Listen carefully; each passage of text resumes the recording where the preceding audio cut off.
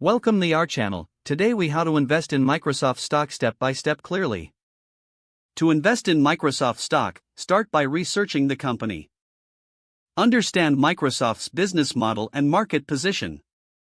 Review their recent financial performance and earnings reports. Determine your investment goals and risk tolerance. Choose a brokerage platform where you can buy stocks. Create an account on your selected brokerage platform. Complete any required identification and funding steps. Transfer funds into your brokerage account. Search for Microsoft by entering its ticker symbol, Microsoft. Review the current stock price and any available market data. Decide how many shares you want to buy. Choose the type of order you wish to place, market order or limit order. If using a limit order, set your desired price. Confirm your order details before submitting. Submit your buy order. Monitor your investment regularly by checking market performance. Stay updated with any news related to Microsoft and the tech industry. Consider your exit strategy for the future. Evaluate your portfolio periodically to ensure it aligns with your investment plan.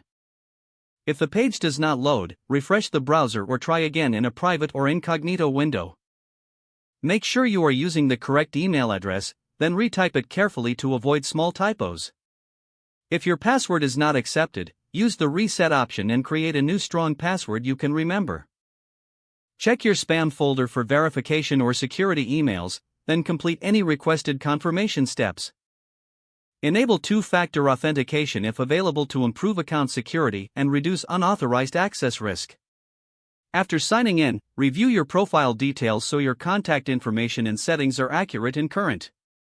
If you see an error message, note it down and try again after restarting your device and internet connection.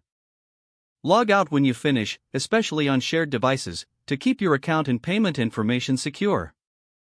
If the page does not load, refresh the browser or try again in a private or incognito window. Don't forget to like this video and subscribe to our channel for more step-by-step tech guides.